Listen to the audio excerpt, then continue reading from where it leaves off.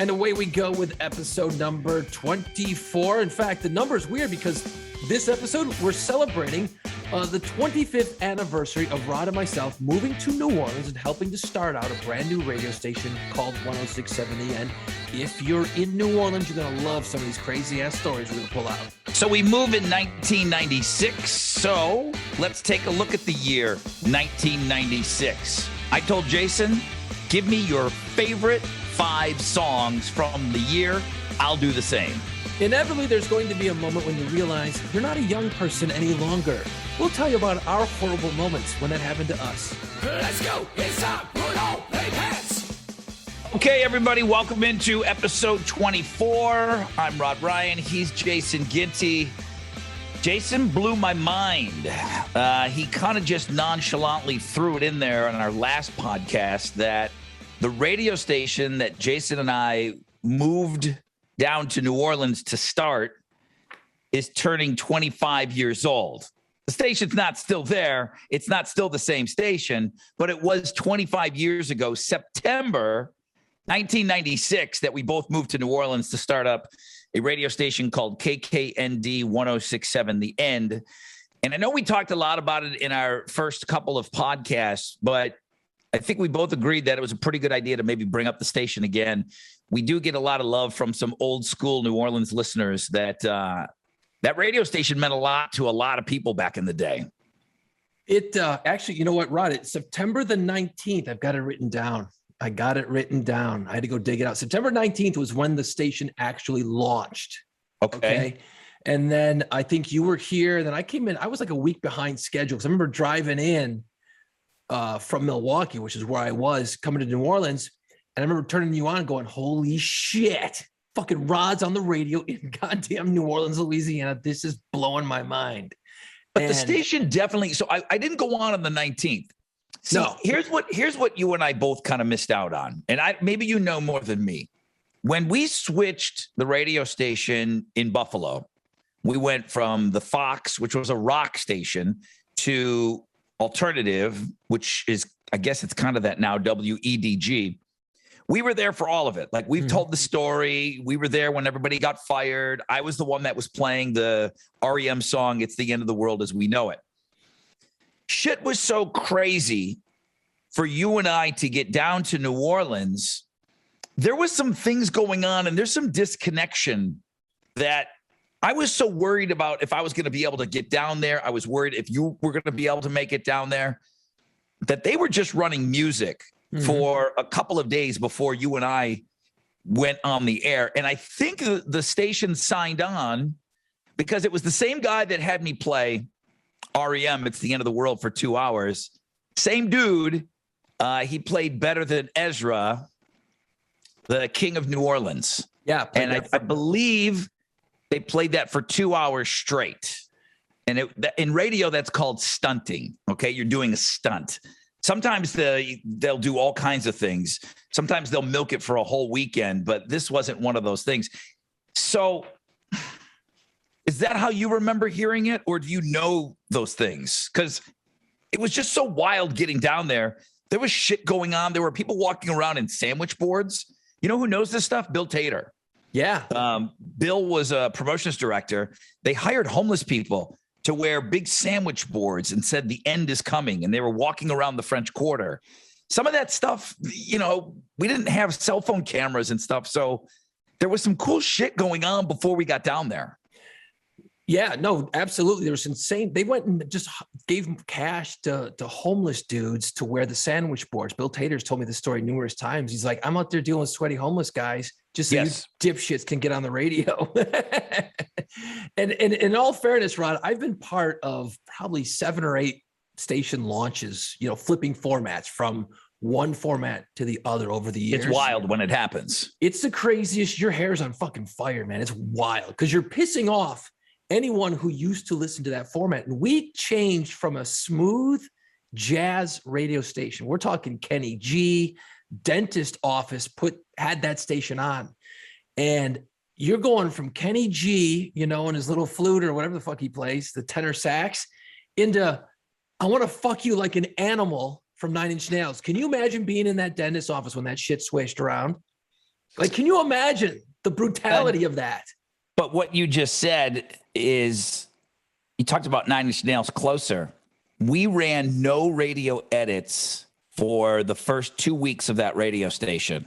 Every F-bomb of every song, including Nine Inch Nails Closer. When we signed on KKND, the rock, was it the rock alternative of New Orleans? Yeah, the rock alternative. It was 106.7 in the end. Yeah. Your rock alternative. Every song we played back then was right from the CD. Yep. Right from the album cut. Every cuss word there is, and none of it was more obnoxious than hearing Nine Inch Nails. And it was great. All right. Let's talk about the lineup. Let's talk about the lineup. Let's rewind even farther back.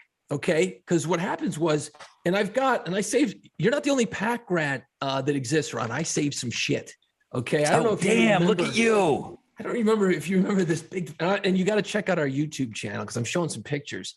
Well, you're wearing the shirt, first of all. I'm very impressed that you're wearing a shirt, and that's probably one of the ones that we handed out to the homeless people because that's the original logo. The big hand. And this like mummified hand, it's purple, and then it says the end. It's written backwards. It's in green. So you've got like a New Orleans zombie thing happening. Right. That didn't last very long. Corporate kind of came in and said, okay, this isn't really the look we want. But that's what we launched with. And there were billboards up too. There was a floating baby head. You're showing me something. Yeah, there was a baby head, floating baby head with the call letters and the hand on it. And then there was one with like a chick with a pierced nose sideways with the hand in 106.7. And then there was one with a voodoo doll laying down sideways and all these bright colors.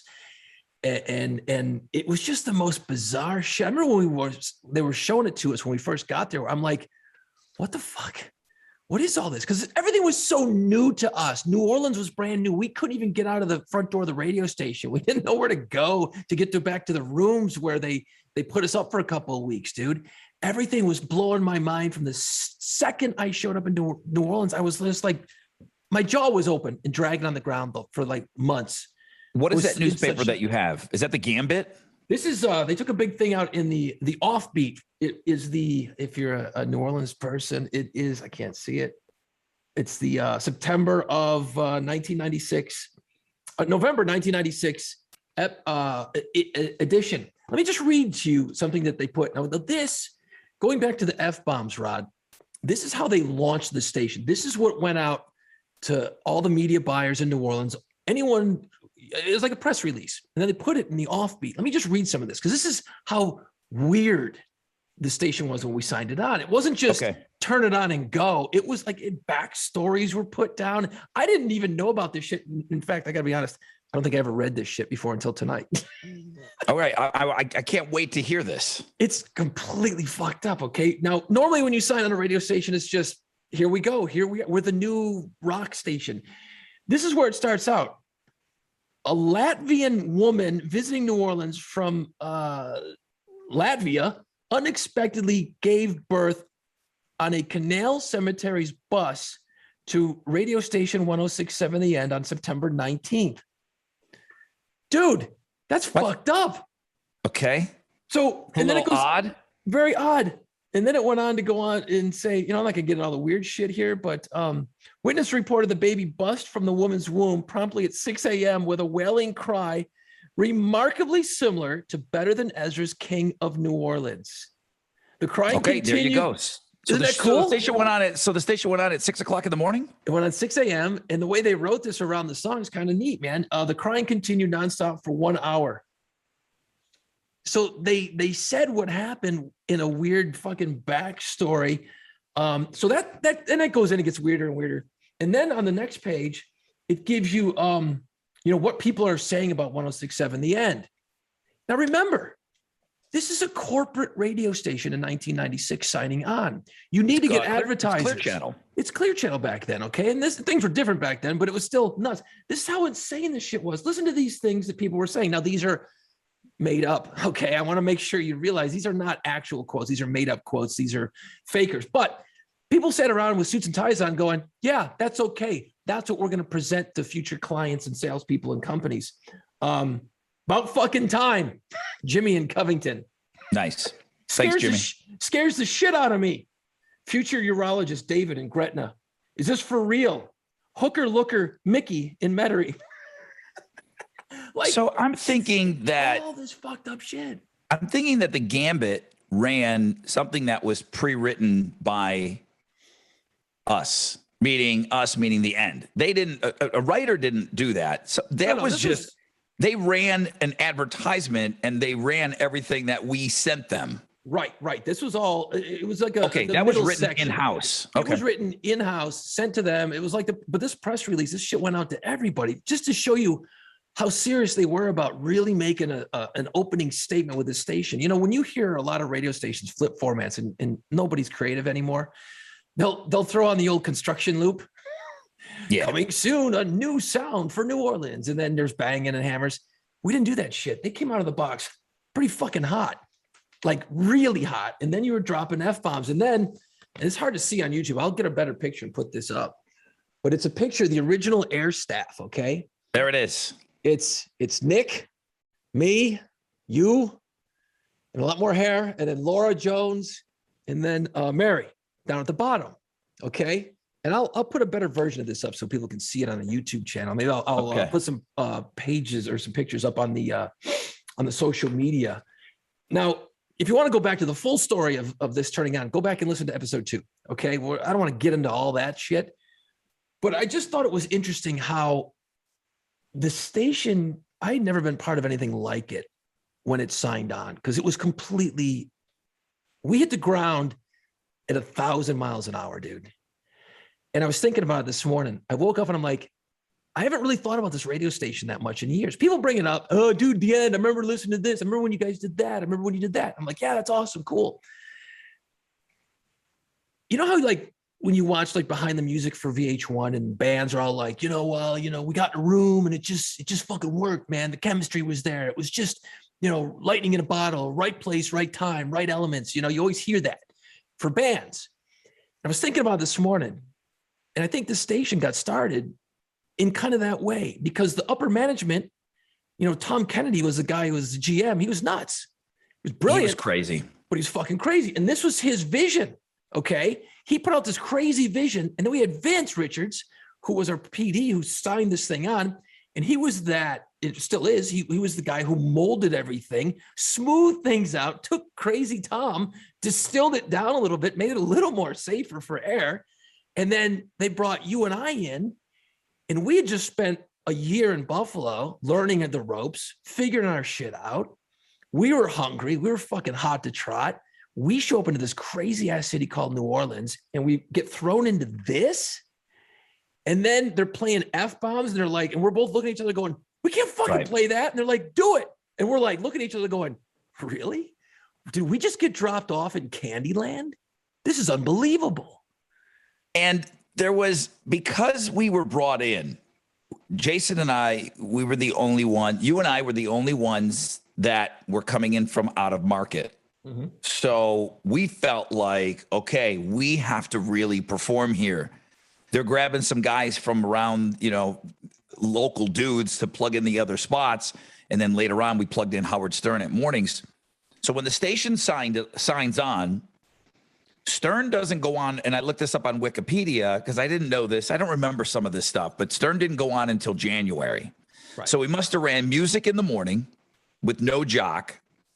And then Laura Jones was doing middays, so she did like 10 to 3. I did afternoons 3 to no. How did that work? She did like I had the weird I kind of like forced myself on the air because originally I wasn't going to be on the air, and I told Vince, I said, "Are you fucking crazy, dude? I got to go on the air. I don't care." So she did did you do some weird boutique 2-hour shift?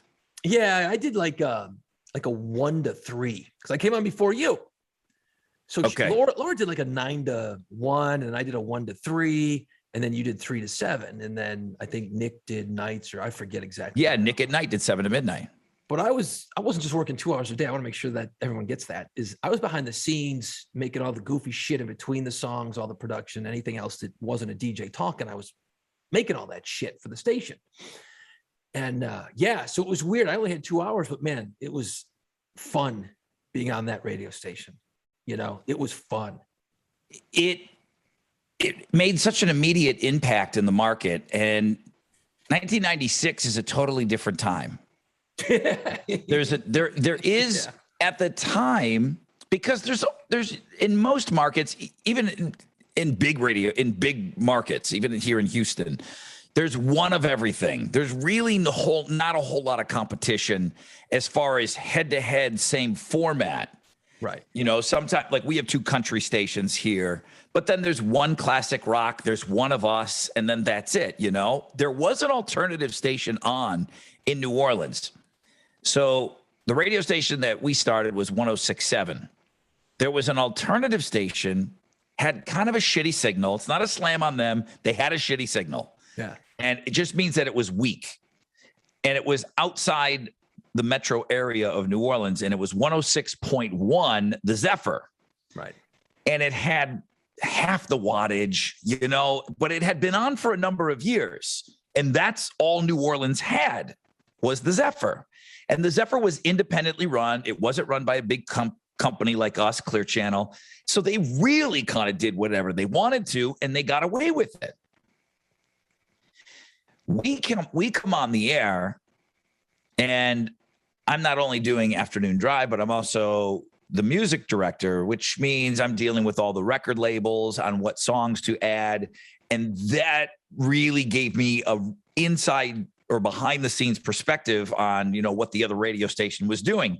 And they knew, like, hey, you know, we're over here, we're talking to Jack over at the Zephyr, and he's going to play this. And there was a whole radio war thing going on. And, you know, I can appreciate it now because they were first, they were on, even though they had a shitty signal, they didn't have a lot of listeners. That station didn't make it 6 months with KKND, the station that we launched. I think they were off the air inside of 6 months. And nobody likes to see radio people get the boot. And we actually absorbed a few of the people that were on that radio station. They made their way, and they were on the end for a long, long time. But there was something back then. It was so vicious. We were so young. We felt like that was our job, to destroy that radio station. And inside of 6 months, that station was done. Yeah. No, I just remember, like, looking back on the way you present it. Yeah, that's why the end started, because someone in the suits at Clear Channel went, okay, they got an alternative station on the air. It covers like the North Shore of Louisiana, you know, Lake Pontchartrain and Slidell and Covington, all those areas, right outside of the real meat and potatoes of Metairie and Kenner and stuff. So, and then they looked at the KKND signal, and that covered everything. And they're like, well, hell, if we put on something halfway decent, we'll knock these guys out of the water. We'll take all the money. So then they brought us in, and I remember Vince and then Tom, our general manager, he goes, look, that's your target. Take them out. And we're like, exactly. That's like exactly what they told us. We're Maverick and Goose. That's the target, boss. Okay, kill, you know, go do everything you can to smash them. And so we kind of took those orders, and we're like, okay, let's do it. And we just did it by just being what we learned. We just cleaner, neater, better, stronger, faster, more innovative and creative. It was aggressive. It was very, very aggressive. And then it helped, you know, Howard Stern brings a huge audience to your radio station, but they'll leave you afterwards and they'll go back to doing whatever they want to do or listening to whatever they want to listen to. It's your job to create something that's great after Howard gets off the air. And that's what we tried to do. And we didn't, you know, there's a lot of, back in the day when Howard was doing terrestrial radio, there were plenty of radio stations out there that had these huge numbers in the morning. And then as soon as Howard went off at 10, boom, you know, they go from having a 10 share to a 2 share, which I don't have to explain radio ratings to you. That's really bad, going from a 10 to a 2 in any demographic. And that was happening with a lot of radio stations around the country. And we were able to retain our people. You know, people came, they listened to Stern, and then they stuck around to our radio station. And that's what you hope to do with having a big anchor. And that's the whole point of having a big morning show, is to bring people in the morning. And then hopefully they just forget to hit the button and they leave it on all day. So we had rating success like right out of the gate. And it was awesome. I mean, it was great. And then you felt like, hey, you guys, you brought in the right guys here. You know, I mean, I think the combination of you, me, Vince, with his, like you said, our program director, with his direction, we had already worked with him in Buffalo, that we kind of knew what we needed to do, because we've already did it once before when we started, the three of us started up a radio station in Buffalo when we flipped from a rock station. And that was another unique situation. But this was us being in an unfamiliar city.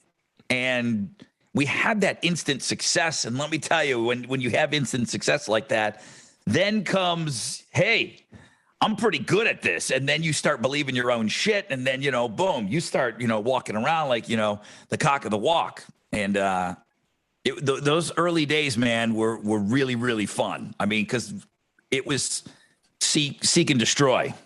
It's the way we came into it. But I want to give credit to everyone that worked at that radio station before Stern showed up. I believe, like you said, Stern showed up in January of that year. We signed on in September. We were on the air 4 months. Zephyr had 2 more months to go. And obviously once Stern came on, that was the final nail in the coffin. But we were already doing our job. We were doing it without him. We were going to do it without him. I'm not saying Stern doesn't help, because goddamn, he's, you know, the king. But to give everyone at that station, Laura and Nick and everybody else that worked there, and the salespeople in the promotions department, you got to give them all credit, because they were all on the same fucking page too, man. It was wild how we were all on the same page and just plowing forward like animals. Like, the great thing too is that we got to reinvent ourselves when we showed up. You realize that? I mean, you know that, because we're the brand new kids in the school. You know, they looked at us like we were from Mars. Like, who are you Buffalo jerks? You know what I mean? So the radio station was, like you had mentioned, it was a smooth jazz station before we got there. And there were other radio stations too. There was a country station. There was the mix station, which was the Britney Spears station. Right. They had some of these other formats already. And just one of the little silly things, just a small little nuance, is they had a dress code. You had to wear a collared shirt before we got there. I don't know if you remember that. I remember it well.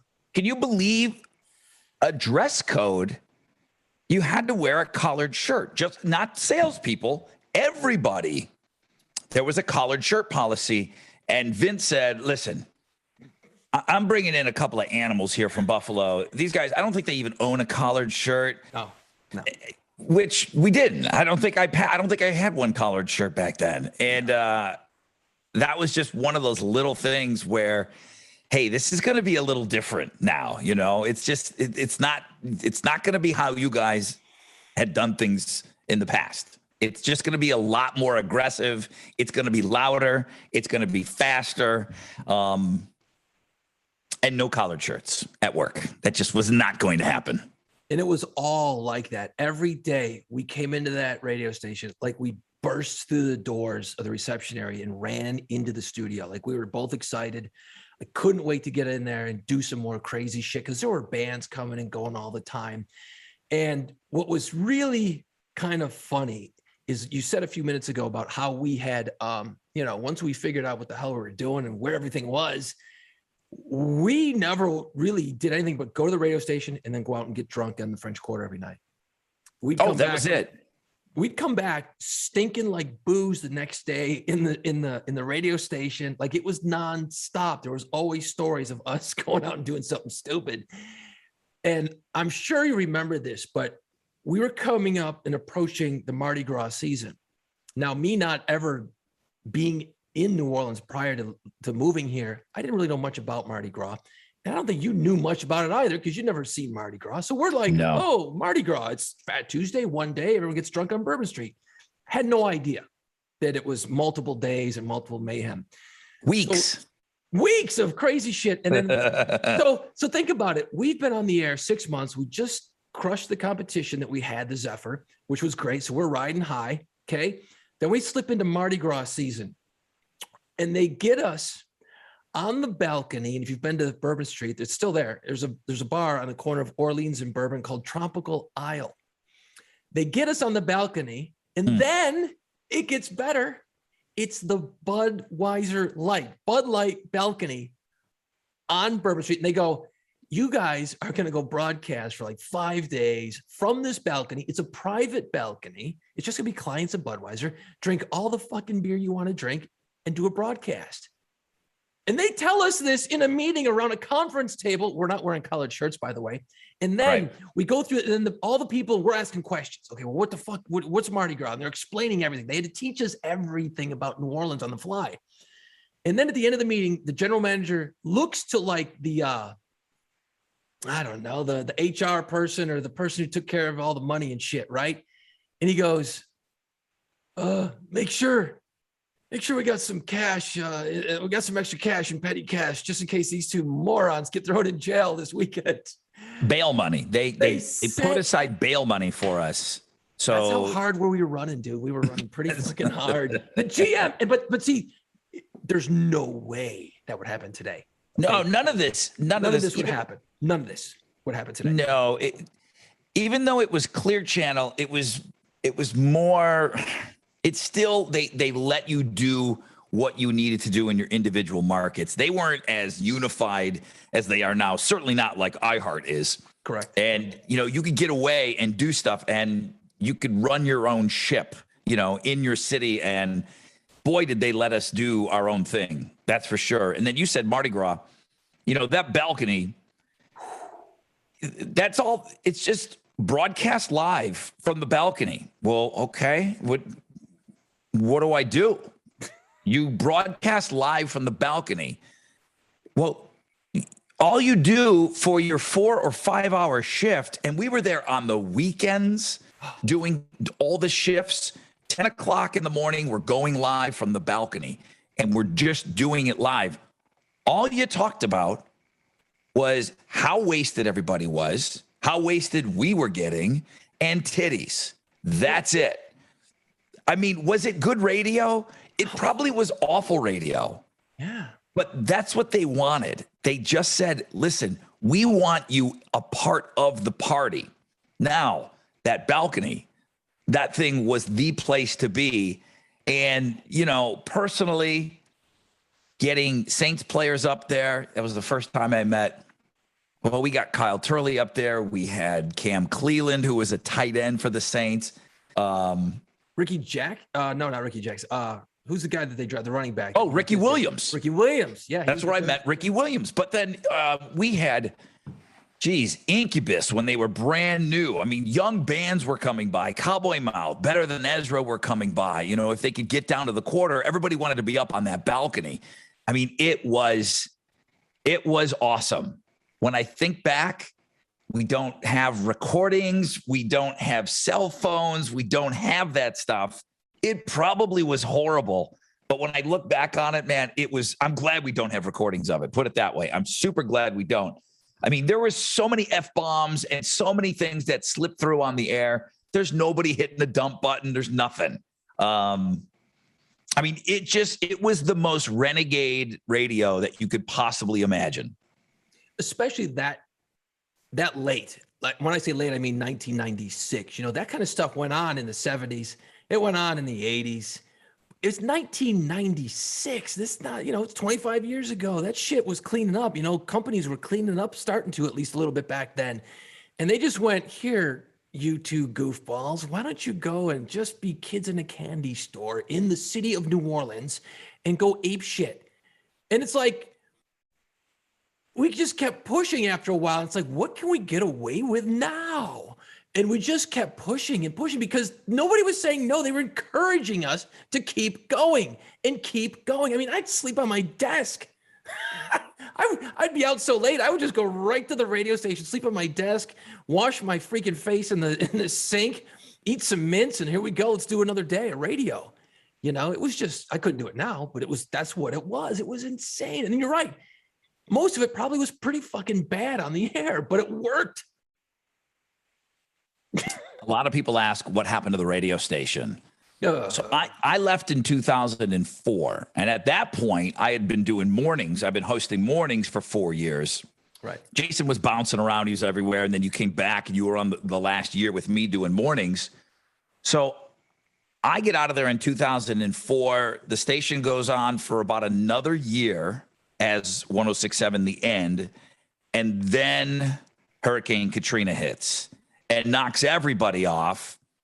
And then they just didn't bring it back. That last year wasn't kind in the ratings, and they just felt like they needed to go in a different direction. So after everything, and it took a long time after Hurricane Katrina, then the station came back as kind of a country rock station, if I remember. Yeah, it was dog shit. I'll tell you. I'll fucking tell you. I don't care. All right. I don't care. Yeah, the last year was rough because after you left, you know, there was me and Spinato, right? We were your other gears on the morning show. Right. But I went and did like afternoons for a while, and they brought in these other two guys, and I'm not going to say who they were because I don't want to, you know, I don't want to badmouth any names, but they sucked. They weren't good. Okay. They were bad for the city. They didn't get the city. They didn't have any idea. And they tanked the fucking station. You know, like you said a few minutes ago, you need that good morning show. And then everyone goes along for the ride. Well, those guys just went and killed everything. And then the rest of the station just suffers. When you don't have a good morning show, you're your anchor, the rest of the station is gonna spit and stutter. And it wasn't like we weren't trying. Everybody on the station was trying their best, but it just, we had some weird, fucked up management. It was just a weird time. It was just everything that was going so great when we started the station. Think of it as the exact opposite. I was there to watch the birth of something amazing, and amazing people came through that station and worked at it. And we did so many great things. Unfortunately, I was there to watch it die, just slow, horrible, unceremonial, just fucked up death. And that was just as painful as much as it was fun starting it. Because I remember after Katrina, we had some management that wasn't really, let's just say it nicely, engaged. Okay, people lost their homes. People lost a lot during Katrina who worked for the radio station. Now the tower got knocked right over. You know, it just got fucked. So we were off the air for like 6 or 7 months, and they kept saying, don't worry, the end's going to come back. And I kept saying, I would hope so, because if any radio station, no other radio station in the city that I've really worked with since has had that kind of community involvement. You know, that would have helped. I mean, people would have loved to had that normalcy back in their lives. Because we were always out, Sig was always out, and I was out, you were out, everybody was out all the time. People knew us. It wasn't just we were guys on the radio. People fucking knew us because we'd drink a beer with people, shake hands, we hung out. And I kept saying, man, the sooner we can get this thing on the air, the sooner we can get out there and start helping people and return to normalcy and just get these people feeling better about something. It would be just a little percentage of positivity in their day. And then it was like January, whenever they got everything fixed, they brought me in, they said, hey, we're going to change this to a country radio station. The end's not coming back. And I just went, that's pretty funny. So when do we turn on? And they go, no. And the GM, it's the GM and the program director and me. And I said, what? And they said, we're going to change this to like a rock and country radio station. It's going to be like a hybrid of like Leonard Skinner and country music. Now, on paper, that might be fine for your personal playlist if that's the music you like. And I'm sitting there thinking to myself, and then my head starts spinning. Like we talked about fights last week in episode 24. Dude, right. I swear to Christ, I felt like I got hit in the face and my head was just ringing. I didn't know what was happening. Like, I just didn't know what was happening. The whole world started spinning. And he's talking. All I'm hearing is Charlie Brown's fucking parents. And he's going on and on about how great it's going to be. And I go, oh, wait a minute. So you're telling me the end is not coming back? And he goes, no, it's not coming back. We're going to change it to a country station. And then all of a sudden my thoughts cleared out and I started thinking about you and everyone who ever worked at that radio station. And then I started seeing this like weird flashback of thousands of listeners shaking their hands, high-fiving, getting drunk with them, you know, getting in trouble with people and doing all these things, just flashing by my eyes. It was so weird. And then he goes, it's definitely not coming back. And I said, so let me just ask a simple question. Why would you change it to a rocking country radio station? And dude, if I'm lying, I'm fucking dying. He said, because as I've been driving around the city as people rebuild from Katrina, I'm seeing a hell of a lot of pickup trucks. Well, there you go. There's your guy in radio who tripped his way up the fucking ladder and thought that, hey, idiot, 1 + 1 = 90. Dude. Oh, good job. And then he goes, and then we're going to run NASCAR races on the weekends. I go, you know, NASCAR is a fucking sight gag, right? I started getting mad. Like, I wasn't thinking like, hey, I need a job. And I was just like, so I said, dude, one last pitch. I'm going to tell you right now, it's not going to fucking work. Okay. It's not going to work. And here's why. And I laid out the reasons why. I said, nobody's going to give a shit. You're going to get destroyed by the country station down the street. I said, it's never going to fucking work. And then he said, and I got madder and madder and madder. I think I ended up standing on a chair at one point. I was so pissed and I couldn't convince him. And then I walk away and then they bring me back in like 20 minutes later. And he goes, we really want you to be part of this radio station. No, I went, no fucking way, dude. It's not going to happen. I can't go on the radio on a country station. Are you fucking nuts? And then I was able to save my job somehow after being a dick. And they let me do commercials and background shit. So I didn't have to have my name associated with that bullshit. So yeah. So if you were ever wondering what happened to the end, believe me, I was, I went down with a ship. I was the captain going down with a ship at that moment, man. I fought hard, but you know, I lost.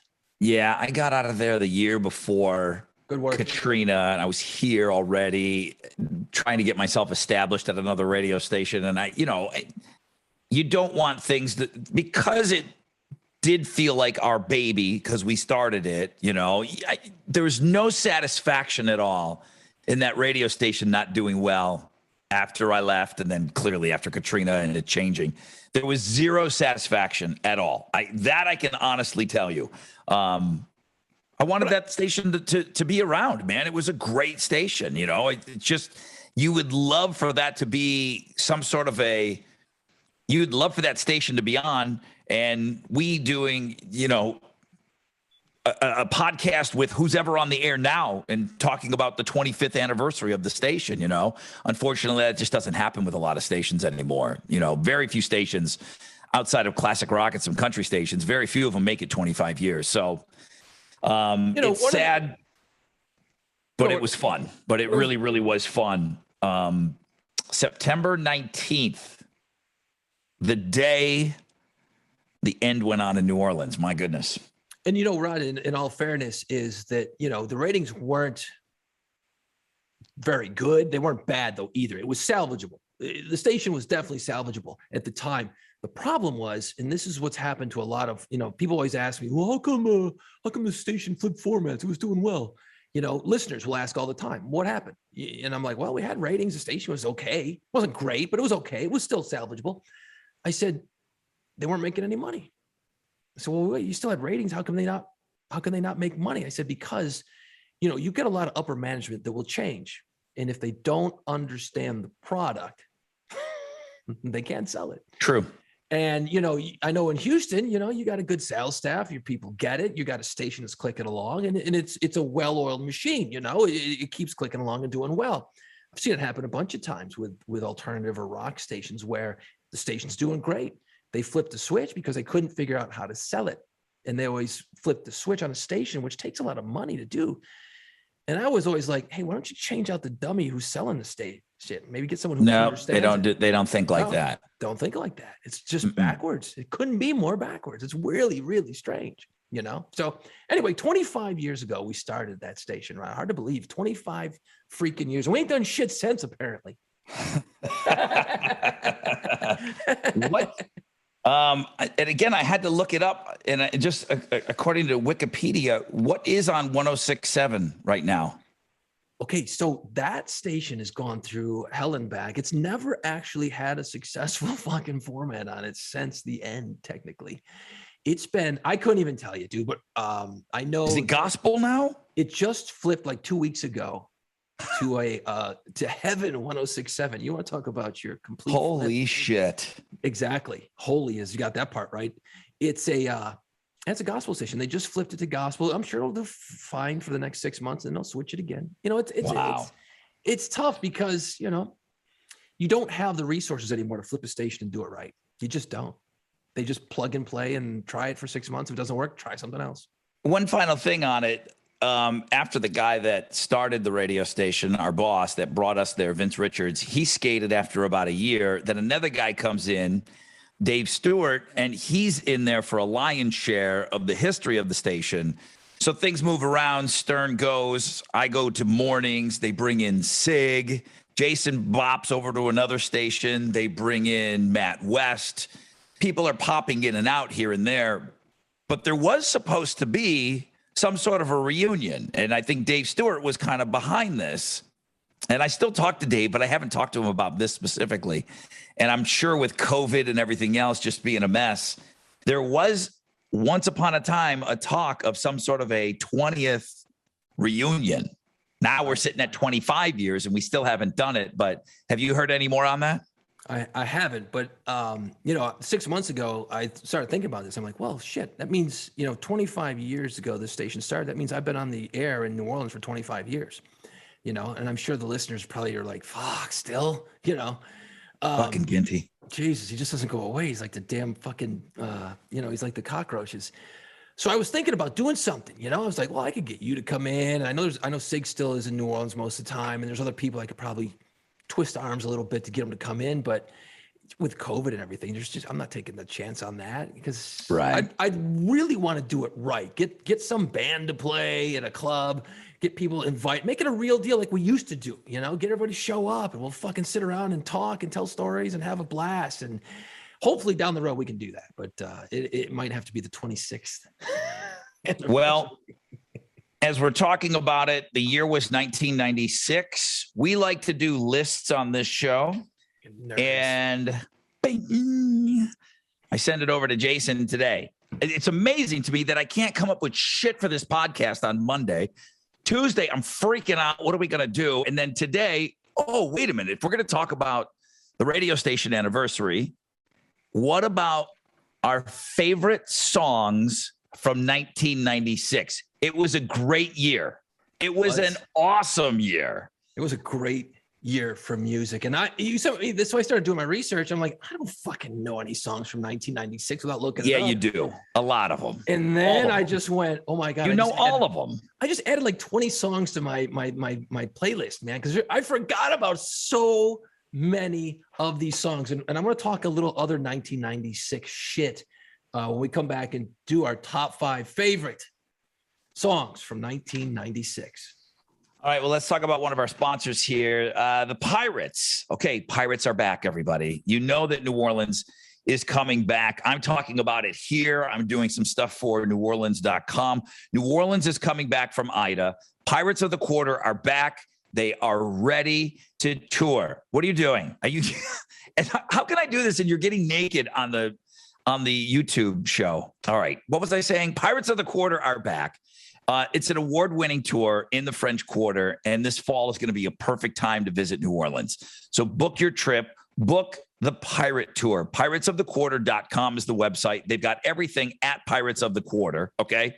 So discover pirate history, real history, things that happened in New Orleans. These pirates are going to walk you around. You can go in and out of bars. You can walk with your drink. You can party balls, and you're going to learn something. Be careful. You might learn a little something.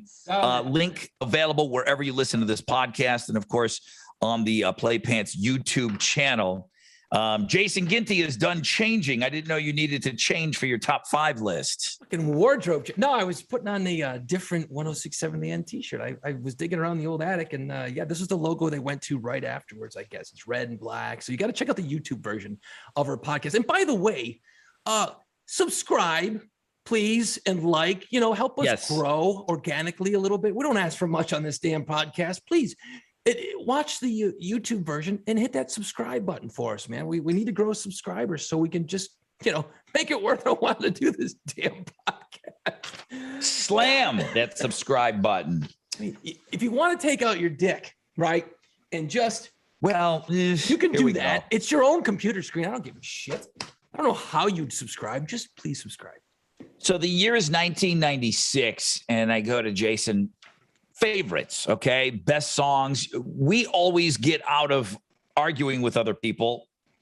Our lists are usually not the greatest of all time. It's, what do you like? What is it that you like? If people are going to come and listen to this podcast, hopefully they're going to like the views and opinions and the things that are said here. And I told Jason, the songs that you like from 1996, we sound like a broken record, but shit, this was hard, man. It was great. This really was hard. It was great. I'm the music director at the time, so I'm getting in all of this new music at the radio station at 106.7 The End.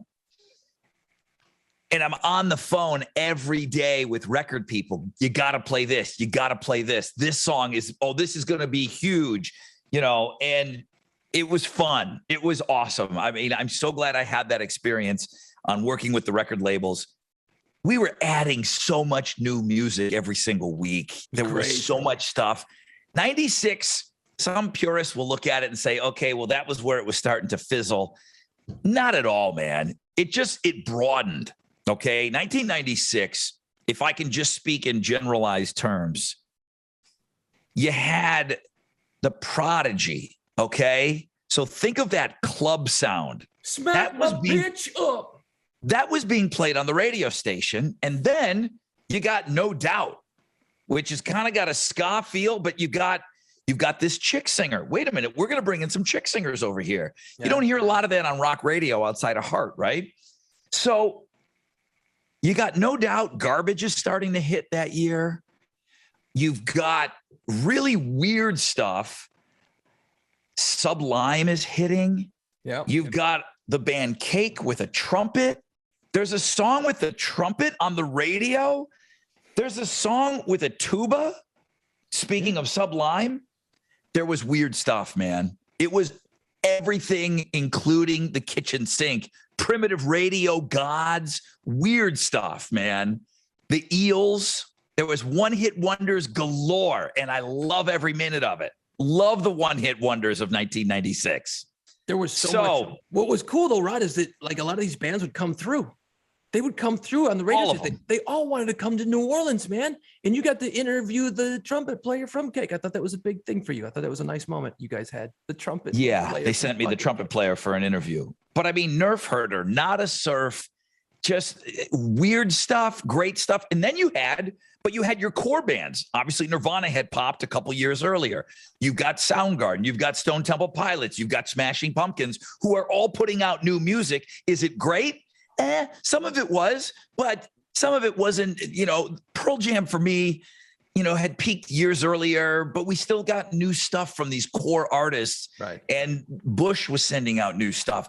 96 was really an interesting year for music, I think. When I went back and started looking at some of these bands, I had forgotten a lot of these bands. I was like, holy shit, I got to be honest. I haven't heard anything from Sparkle Horse in a long time, man. Oh, shit, yeah. I haven't sat down and listened to a lot of Afghan Wigs or Space Hog or Dada or Jars of Clay or Love and Rockets. I mean, and then I started looking at it going, wait a minute, I forgot what that song sounded like. And a lot of these times, these bands, you'd play them and then they'd be gone in 2 months. They'd come and go. And I remember you and I would just be talking music all the time. Dude, you got to hear that. You'd come running in. Dude, you got to hear the song. It's fucking great. And I'm like, all right, cool. And then you like it for a while. And then once it leaves the playlist, you're like, it's gone forever until we do a top 5 list. And one thing I did notice, Rod, is in 96, it was still about the guitar. The guitar mattered. You had your little fringe, like Primitive Radio Gods and a couple other songs, but it was guitar. Everything was guitar still. That wasn't real thick, heavy guitars like Alice in Chains and Pearl Jam. But it was all guitars, man. All these songs that we're picking from, I mean, I was listening to a lot of guitars. Think about, go back in time, rewind the tape. There is no such band named Linkin Park yet. you know. Mhm. Foo Fighters got one album out. You know, you got to really kind of remove yourself back to that time period. And I just did a quick dig around. I know we talk movies all the time. Let's go back to 1996. Here's the movies that were out in 1996. Scream, Independence Day, Romeo and Juliet, Jerry Maguire, From Dusk Till Dawn, Train Spotting, Happy Gilmore were some of the movies we were all watching in 1996. And they all had great soundtracks. I mean, they did. They all had great movies had great soundtracks back then. They did. I know because I used to always want to get my hands on movie soundtracks, and they would the record labels would always send them to me. And it was just always these hodgepodge of all these bands and stuff. And they weren't always throwaway songs. A lot of people think that the movie soundtracks were, you know, songs that weren't good enough to make the album, and then Smashing Pumpkins had something laying around and they would just throw it over there. Man, some big songs came out of soundtracks back in the day. And they were all great too. Like Train Spotting soundtrack was great. You know, From Dusk Till Dawn, great. The movie Swingers was out and hot at that time period, man. That was all that swing music. You had the Cherry Poppin' Daddies and you had Big Bad Voodoo Daddy. Remember that? You were just talking about all the different sounds. We're playing like Brian Setzer Orchestra and we're playing Big Bad Voodoo Daddy. I mean, there's all kinds of weird music. There was the Cherry Poppin' Daddies. Yep. And then there was one other, I'll think of it. You said Zoot Suit Riot. There was, Jesus Christ, there's that other one. Jump, Jive, and Wail from Brian Setzer. That was the right. Old, Louis. So you had swing, you had ska. You've got your right down the middle rock, let's say STP. Okay. Right. They're right down the middle. Then you had Tool. We were playing Tool in regular rotation. Oh, yeah. Tool and Rage were in rotation. And then over here, you had Prodigy, Nine Inch Nails, Gravity Kills. Oh, yeah, I love that song. Guilty. God Lives Underwater. The Refreshments. Yeah. Filter. You had that kind of industrial sound. 1996 did not know where it wanted to go. It was great. It was everything. It really was. It really started to open things up. And I think it's a great year for opening up to all those different sounds. And it just sounds crazy to think that you got away with playing all that stuff on the same radio station, but it was all new. You got away with it. You could play Jewel, Who Will Save Your Soul. That was played at alternative radio. Now, you wouldn't put that back to back with Tool, but that was played. Sheryl Crow was played on alternative radio. Natalie Merchant. Wallflowers. There was so many textures in 96. It's crazy to think how did you make all of that stuff work together on the same radio station? And for some reason we did. We were able to make it happen. And you had the fun-loving criminals too. You had the goofy guys. You had goofy songs. Remember those? What was that other band we had in too? I just had them too. They did Fire, Water, Burn. I can't think of the name of the stupid band. Bloodhound Gang. Yeah, those goofy assholes too, man. So I mean, the music was all over the board in 1996. And you know what, dude? Bloodhound Gang. Jimmy Pop comes in the studio. Yep. And they did that. You know, Let's Do It Like the Monkeys Do It on the Discovery Channel. Fire, Water, Burn was a huge hit for us. He was the first and only guy I'm interviewing. And he goes, hang on a second, grabs the mic, puts his ass up to it, and rips one on the air. Mm-hmm. The dude farted into his microphone loud. It was so awesome. It was so funny. I just stood there and what the fuck? Are you kidding me right now? Okay. Well, next question. It was funny. It was funny. I was really taken back by that. But Bloodhound Gang they were like that. They were a weird band. But that's what made it great, because that was just another daily occurrence. I remember fucking because you would be in the studio interviewing the band and I was in the production studio. We had a window between the two studios. So I may have this wrong, but I kind of remember it happening like this, is that I was in the studio and people would come in to my studio, the production studio, to look through the window and watch the bands be interviewed, because everyone wants to see the rock stars, you know? Mm-hmm. Well, I remember sitting in there and we'd punch it up in the studio so we could listen, right? So I can't remember. He fucking shits on the microphone. And I just remember either it was Nick or Laura. They just went, I use that microphone every day. They were so pissed. They were so mad. I'm just like, I ain't using that one ever again. But yeah, he shits on our microphone. It was great. So I'll let you go first because I've already wanted to change all my songs already because this list I'm not going to be happy with my own list. I'm not going to be happy with my top 5 favorite from 96. You go first. Okay. It's too hard. It's too hard. It really is too hard, especially when I found all these new songs, not new, but revisited songs. I went with songs. Again, we're going with our favorite songs from the year 1996.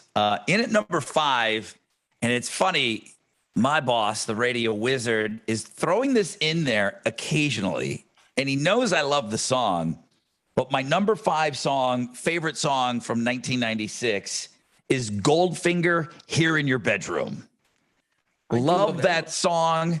And the drummer is from Buffalo. He's got a big Buffalo Sabres logo on his calf. You can see it in the video.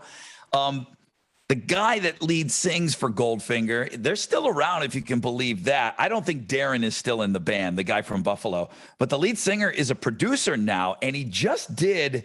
Avril Lavigne's kind of got a big comeback right now. Mm-hmm. And she started working with this rapper, and now they're together. They're kind of a thing. But the lead singer of Goldfinger produced them. So he's got a whole new career going on. But I just always loved that song. And there you go. There's your ska right there. And that was probably my favorite of that sound. Real Big Fish Sellout was pretty good. But I went with Goldfinger in at number 5. It's good. In at number 4, Space Hog, In the Meantime. Yeah, it's a great song. This song hit before we moved to New Orleans, and I was bugging our boss every day to play Space Hog, and he just wouldn't do it. He thought it was goofy. He came from more of a rock background, and he wasn't quite ready for he wasn't ready for that yet. Right. And I'm like, dude, this is a hit. This is a massive hit. And I used to bug the shit out of him. And I really felt like I made an impact when he finally added the record and we started playing it in Buffalo. When we signed on in New Orleans, boom, that song went right in. It was in a pretty heavy rotation at the time. Space Hog, In the Meantime, still to this day, love that song. Definitely a one-hit wonder. They came back with a couple of things. They did a cover song. That's a one-hit wonder for sure. So 2 songs, one-hit wonders out of the gate. Good songs, though. In at number 3. Bam, bam, bam, bam. 7 Mary 3, Cumbersome. Dude, that song to me was everything that I wanted to change about the old radio station. I mean, there was just something about it. Plus, I got to interview those guys. We got to hang out with those guys. We got to interview them. They recorded in New Orleans afterwards. They were at Kingsway Studio. They came by the station a half a dozen times. It just seems like we were hanging out with those dudes all the time. 7 Mary 3, Cumbersome, because I always gravitate towards the rock stuff. And I know it's weird. My 2 songs already, they aren't really your traditional rock songs. But 7 Mary 3, Cumbersome, I still think that song holds up. I remember asking him because he was a writer, the lead singer, and I forgot his name. Jason. There you go. It was Jason. And he said that he had written that song, not knowing it was going to be a song. It was more like a poem that he wrote. And, you know, it's just a simple rock song. But, man, I just think still that song holds up. And every time I hear it, I fucking rock my ass off to that song. I love it every time. Remember we wound up drinking down at like Checkpoint Charlie's in the Marigny with those guys. Just outside the quarter, yeah. Just outside the quarter on the other side of Esplanade Avenue. And we're hanging out and, you know, we're like looking at each other like, oh, it's pretty fucking cool hanging out with a rock band. It just had a major hit. Now they're working on their second album. And I remember Jason going, hey, you guys want to come over to the studio? And we're like, yeah. And I don't think we ever got in the studio, did we? Yeah, it's Kingsway Studio. It was the only time I was ever in there. So it's Kingsway Studio. Daniel Lenoir, who's a legend, owns this building, okay? And it's right on on Esplanade. On Esplanade. Yeah. Years afterwards, after Daniel Lenoir moves out, Nicolas Cage buys it.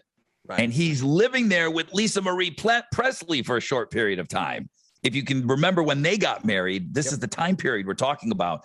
But everybody, you know, Daniel Lenoir did U2, REM, Lenny Kravitz, Pearl Jam. I mean, he just had credits all over the place. I did not see him there, but it was his studio and it was awesome. I remember all the Oriental rugs everywhere and all the different rooms that they were recording in. So yeah, 7 Mary 3 did bring us in there.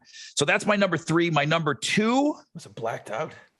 My number 2.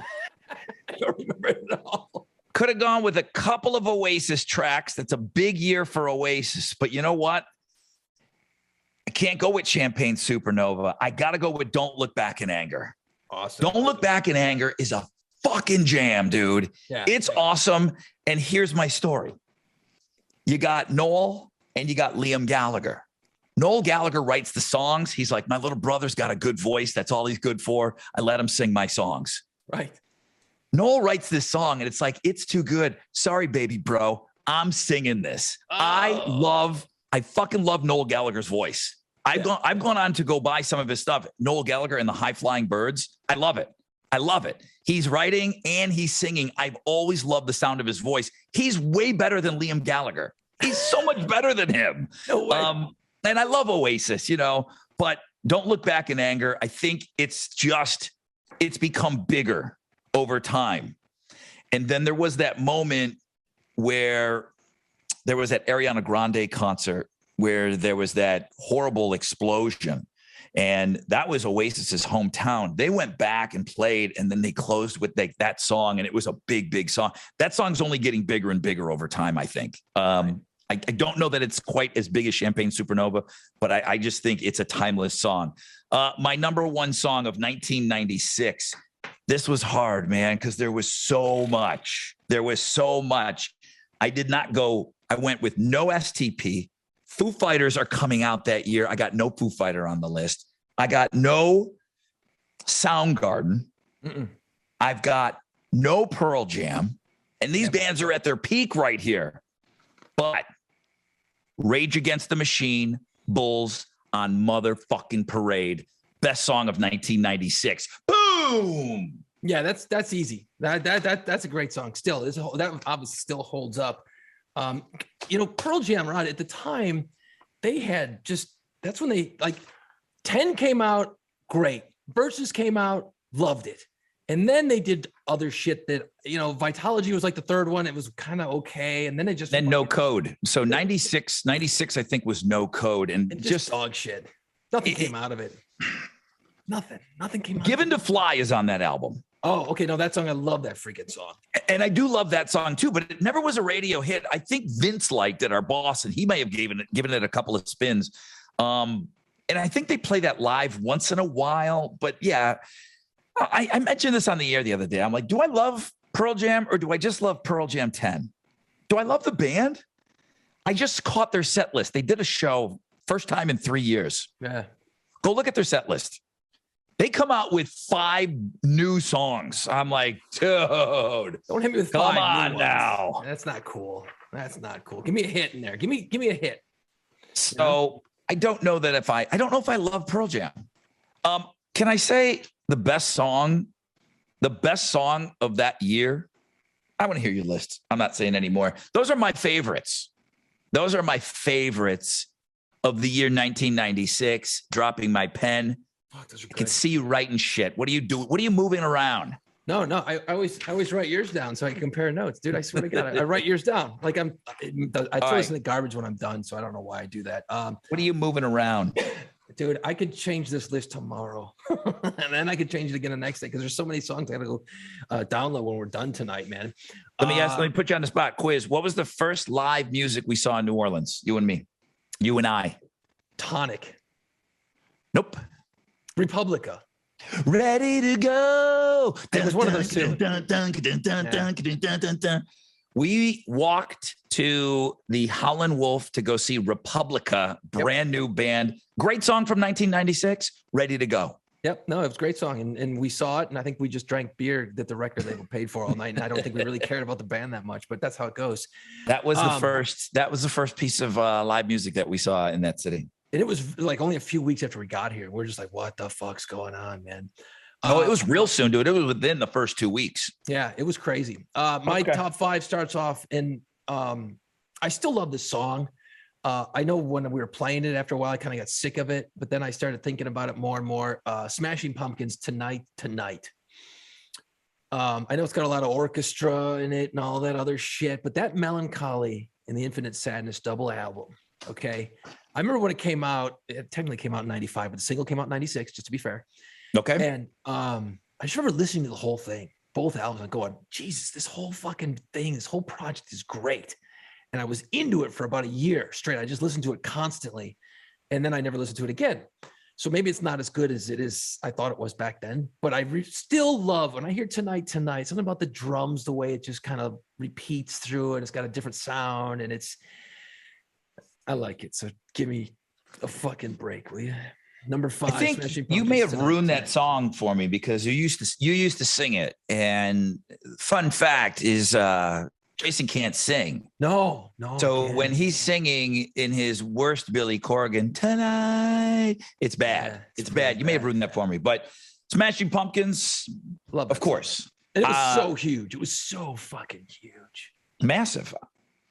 Loved it. Number 4, and this isn't my favorite song off the album, but I remember when I first heard it, I was like, oh yeah. Cause Tool, they're not real quick to put out new music. And I remember like Undertow and Prison Sex and all those songs and Sober. I loved those fucking songs, but those were 92, 93 or whatever it was, right? Mm-hmm. When Stinkfist came out, I went, oh my God, this is fucking great. And number 4, Tool, Stinkfist. But then the rest of the album, I just loved that even more. And you know what was weird is because I ended up doing nights, and every night, oh, play Stinkfist, man, play Tool. You gotta play you don't play enough Tool. And I actually didn't mind playing that song all the time. It was like Tool never had radio in mind, ever. But that song I want to say is about 5 minutes long, and they almost wanted radio to play it. Yeah. As much as they'll never admit it, go look at Tool songs and how long they are. They don't give a F. No. And Stinkfist seemed to be written for the radio. Well, it's very Tool. I love it. It's a great song. It's thick, it's heavy, and they're talking about fisting, and that is why it's so great, because it's on the radio and they're talking about fisting. So lyrically, I don't think they were really thinking about the radio. And this is going to be great, Rod, because at number 3, and I was never the huge Oasis fan when it was happening. Okay, like I liked it, I didn't love it, I didn't get it. I was like, I'm late in life Oasis guy over here, so I'll admit it. I was like, they're just fucking literally ripping off everything the Beatles did. Just ripping it all off. But then I was like, man, but they rock the shit out of it, and they do make it their own. And I'm a sucker for Champagne Supernova. I just love the way it starts, nice and mellow, and then it's just fucking the crescendo. It just wipes you out, man. It's like 7 minutes long, and it's awesome. Champagne Supernova. I still can listen to that song.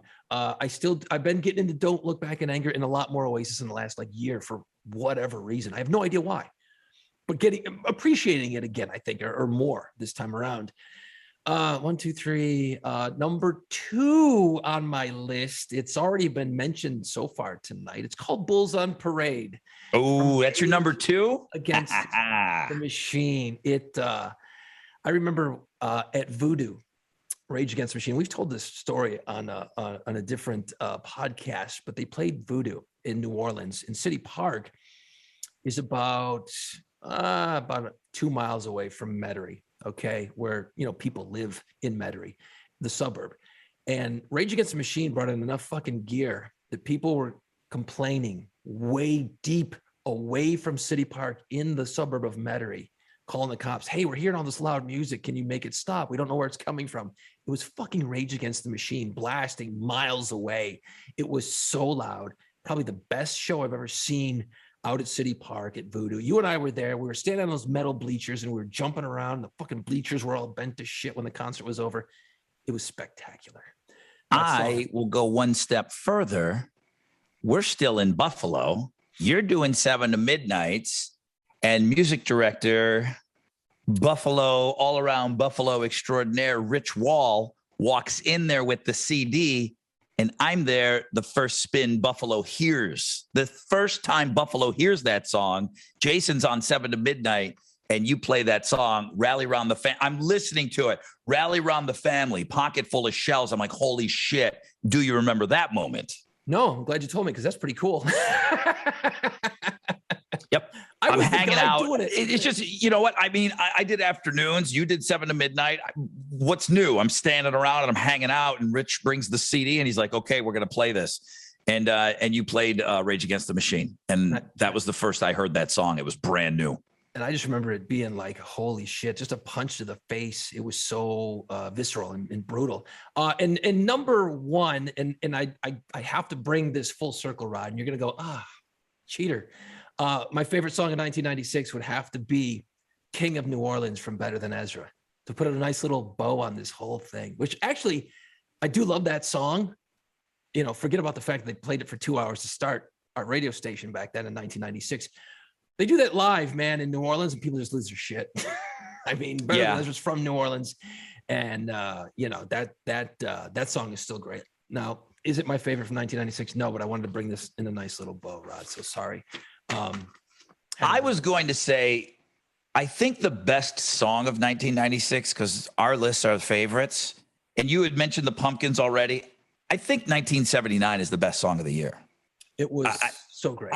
I do think that's, if I'm going to go to melancholy, if you're going to force me to pick something from that double album, I'm going to go 1979 all day. That song is probably, I know it's 1979 is the name of the song, but that summarizes 1996 the best for me. It's just, I'm in the boat with you because I'm playing this stuff. So this stuff's on all the time. Right. And you shouldn't shit on a song. It's like how we talk about Stairway to Heaven. You know, you don't need to hear it ever again. You don't need to hear Freebird ever again. You work in classic rock for a long time now. You shouldn't penalize a song that you're sick of hearing, but it's just, I can't remove myself from how special it was in the early days. But I always maintain that that's probably the best song that Billy Corgan's ever written. And tonight's a good argument too with that, you know. It's not my favorites. I mean, I like Rocket better, believe it or not. So, I like earlier stuff way better. But I stayed away from all those big bands up until I got with Oasis and Rage. I had some one-hit wonders on my list. Bubbling Under, Local H, Bound for the Floor. All of it. I mean, all of it. It's all right. I got 4 pages of shit I'm gonna go download tonight. Man, I'm gonna be up all night. I'm not sleeping tonight. There's so much. I had forgotten about all these songs. And if you want, just Google top songs of 1996, and you'll, at home you can get a huge list. You'll see what the hell we're talking about, and just start YouTubing that shit. You'll be like, oh, I do remember that song. There's some good shit on these lists. It's a pretty amazing list. And again, go into it thinking about a radio station playing all of it. Yeah. Playing all of it. It's just, how the F could you possibly go from No Doubt into Tool, into Oasis, into Social Distortion, okay? Surfers and all that shit. Yeah. Stone Temple Pilots, Foo Fighters, Pearl Jam. Jeez, it was great. 1996 was great. That's what we had to start the radio station up with. We had a lot of ammunition. We had great music. There was a ton of ammo. And, we talk about, putting the Zephyr off the station, or off the air. But we were saying F you to everything. There was B97. There was the country station down the hall. There was Mix 104. Yeah. We wanted to destroy everybody. We weren't just trying to destroy the alternative station. It was our orders, take down everyone. Look what kind of ammunition we had. Okay. Like, how did we not do better with such great music like that we had in that year? Because you and I were on the radio. We fucked it up. But to get back to an earlier point, Rod, I mentioned how it was a kind of the mixing of the ingredients. It was like the perfect time for everything. You and I and our GM and our program director and the elements and everyone that worked there, the sales department was great. The promotions department was great. Everyone that worked there was great. And then the music, the most important part, we had a lot to choose from. All this shit is just from 1996. You got to go back. Think about all the Soundgarden we had in our ammunition, all the Nirvana, all the stuff that already came out, all the old Stone Temple Pilots. All that's there too, mixed in with all this shit from 1996. You had a lot of great music. I mean, you got a we're lot. talking about, and we just arbitrarily picked this one year because it's the 25-year anniversary of our radio station that we started up in New Orleans. You're right. If we did this 1995 list, boom, it would be nails. I mean, it would be unbelievable. 94 would be even better. Okay. 94 would arguably be better. And then maybe 91, as I always maintain on this podcast, 1991 is the greatest year for music. It really is. I mean, it's the greatest year for music. We're coming up, like you can't go anywhere around my radio station without talking about the Nirvana Black Album. They're doing their 30th anniversary right now. So that's 1991. This weekend is going to be the anniversary of Nirvana and the Red Hot Chili. So Nirvana, Nevermind, and the Red Hot Chili Peppers. If you can imagine this, Blood Sugar Sex Magic come out on the same day. And Bad Motorfinger. That's a week later. It's October. Right. But basically, that shit's it's a all week flying later at the same time. But Pearl Jam comes out in August before, 30 years for 10. The 30th anniversary of some of the greatest music of all time. I know, and I got to give a shout out to Francis DeRosa, Franco. He always hops on our podcast and he always comments on the YouTube page. And, he likes to fight me on the year, and he's got another year in mind. I think he loves like 71. He says that's the greatest year. I still maintain 1991 is the greatest year in music history. You've got so much to choose from, because think about it. You got Guns N' Roses, the Illusion albums come out. That was just like last weekend. Ozzy's No More Tears gets lost in the wash. That came out like last weekend. You've got Metallica's Black Album, Nevermind. You got the Pearl Jam. I mean, it stacks up so huge, You still had a lot of the heavier shit, and then you had the grunge shit kind of combining the tribes, and then it just blew up. And then, we lost a lot of the metal, and it all went to the grunge side of things, man. And 91 is still great. And by the way, cheap plug time, Rod. Oh, Sunday, really? Yeah. Sunday night, 8 to 10 p.m. I host a little program. It's on the radio here in New Orleans on Bayou 95.7 called Nevermind the 90s that I started a couple of years ago. It's 2 hours of nothing but 90s music. I'm going to be featuring a ton of music from Blood, Sugar, Sex, Magic, and Nevermind, and a lot of stories and details behind it. Sunday night, this coming Sunday night, 8 to 10 p.m. You can download the Odyssey app. If you don't live in New Orleans, you can listen to it on your smartphone. How you like that shit? Cheap plug, baby. I think it's awesome. How long do you get? You get couple hours? Yeah, 8 to 10 p.m. I got 2 hours to just play fucking 90 shit, dude. And it's not as in depth as this, because you got to play the hits still, but it's fun and people dig it. And I get to I tell stories about the end all the time. I say the end on the air. I'm talking all kinds of shit from back in the day. It's a little trip down memory lane for everybody here in New Orleans. It's pretty cool. Well, let's take a short little break, and then we're going to come back.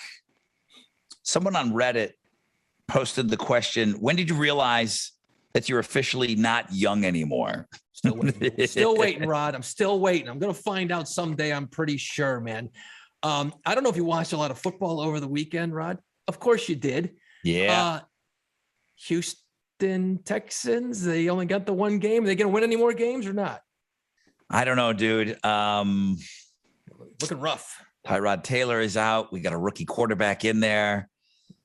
But Mills Mafia is something that we're starting up here. The Mills Mafia. I'm just saying. That's our quarterback. Mills Mafia. All right. Keep trying, man. But if you're going to watch some football this weekend, NFL games, you're going to want to watch the college games or, Astros baseball, you got to get your ass over to Lucky's Pub West, I-10 and Barker Cypress. Astros baseball on over 40 TVs, and they're getting ready to clinch the division.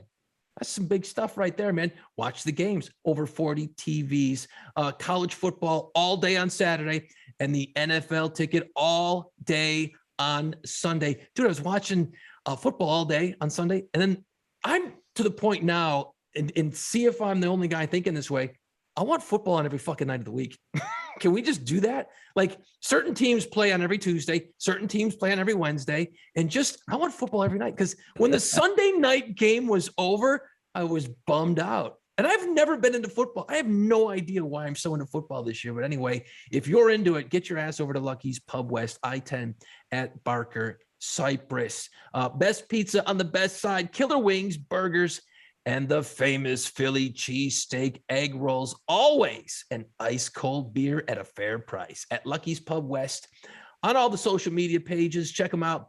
Lucky's Pub West, I-10 at Barker Cypress. Links available wherever you listen to the podcast and on the Play Pants YouTube channel. Ron, you feeling old these days? Do you wake up in the morning and then you get up at some godly hour? Like you got up last night for today. Like that's how early you get up. You get up yesterday for today, right? Yeah. So, I threw this out there as a topic and I said, we don't have, I am kept young. Number one, I got a young kid. So that, your kids do keep you young. Yeah. And that never really changes. I mean, I know that I did that with my mom. My mom knew stuff that I couldn't believe she knew just because we were around. She knew all the stuff. My mom knew all the lyrics to Kiss songs because we played them all the time. She knows Kiss songs. She knows to this day. I can quiz my mom on some Kiss songs and she knows that stuff. Your kids keep you young. So I've got that working for me. And then I work with younger people. All right. So on the show, I've got millennials on the show. I got Chili, who's like this weird hybrid, but I got Alex and Tessa, who are millennials. And that kind of stuff, the influence of them being around all the time, you don't have to not act your age, but you do kind of get knocked into place a little bit too. I know things about Cardi B that no other man my age knows. Okay. Right. I know who's dating who. I know that Ben Affleck and The Ring and J-Lo and The Second Time Around. It's weird knowing this stuff, bro. It's really weird. And we don't cover a whole lot of pop culture on our show, but that stuff does tend to keep you on the younger side of things.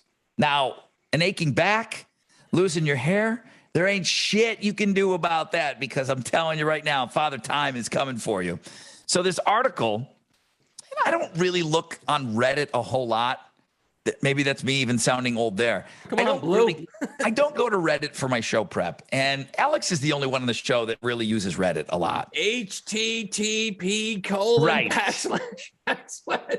So Reddit posted the question, when did you realize that you're officially not young anymore? And of course, Reddit, everyone's kind of looking for the one-liner and they're looking for the funny answer. And I did find some funny answers.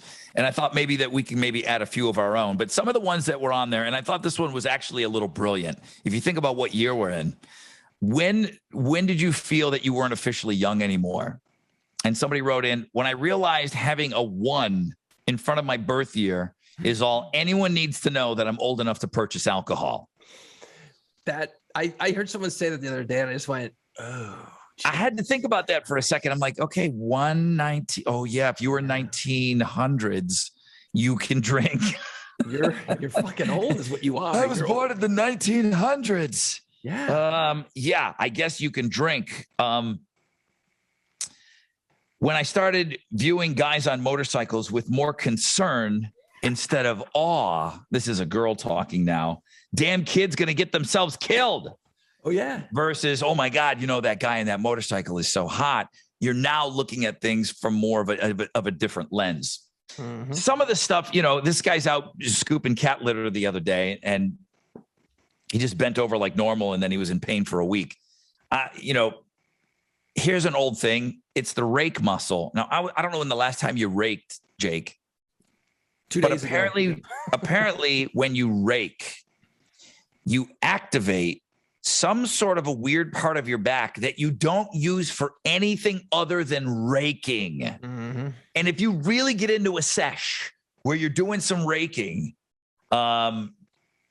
once you hit a certain age, you can plan on feeling that the next couple of days. It's the weirdest thing. There's all kinds of exercises. There's ropes. There's things that you do, but something about fucking raking leaves hits a spot that is never activated by any other activity. Raking leaves, that'll make you feel old real quick. You know what makes you feel old is just fucking getting out of bed in the morning sometimes, and I'm not the type of guy that sits around and bitches about being old. Like I don't want to sit around and talk about my ailments. I never talk about going to the doctor to people. It's not just the conversation I'm having. I don't I don't think that way. You know, I remember my family, you know, anytime you go to dinner, even now, oh, you know, I went to the doctor yesterday and my glucose and my fucking cholesterol. And I'm like, why are we talking about this? I don't give a shit, first of all. Second of all, you figure it out. It's your problem with your doctor, man. I have no sympathy, man. I don't want any sympathy from you. I don't want to talk about this shit. You know, I want to talk about cool shit. Talk about the birds or flying a kite or something. I don't Cardi B. Yeah, let's talk about the lyrics to WAP. That's what I want to talk about. Hey, grandma, come here. You ever hear this song? You know what I mean? Like, I don't sit around and talk like that. I mean, I hate to, but it's WAP, but go ahead. See, I am old. I've proved it right there. Actually, I'm pretty proud of myself because, you know, even on a goofy ass classic rock station, I still keep up on the pop culture. You know what I mean? Like, I know who Cardi B is. I know Travis Barker is banging one of the Kardashian girls. And you know what I mean? Like, I'm all on that. I know Machine Gun Kelly. I know these things, and I'm cool with it. I don't sit around talking about it, but I can be in a conversation if it comes up. You know, I watch the award shows. I know a lot of these people, and it's cool. I only do it not because I want to, because I don't give a shit at the end of the day, but it's because of the job I'm in. I may have to pull that reference out at some point. You know what I mean? Like, I need to know it, and that I do. Like, same with you. It helps to keep me at least sort of in tune with what's going on and right, but feeling. But think about other things. Okay, so outside of pop culture, I think I probably get a little way too excited about a trip to Lowe's and Home Depot than I should at this point. I mean, that wasn't a big thing for me back in the day. You would never even get excited about something like that. Dude, I'm pretty fired up walking into Lowe's. Like, I am fired up. Cart every time. If I'm going there to pick up batteries, I'm grabbing a cart. Yeah, because there's cool shit in there. Hell yeah.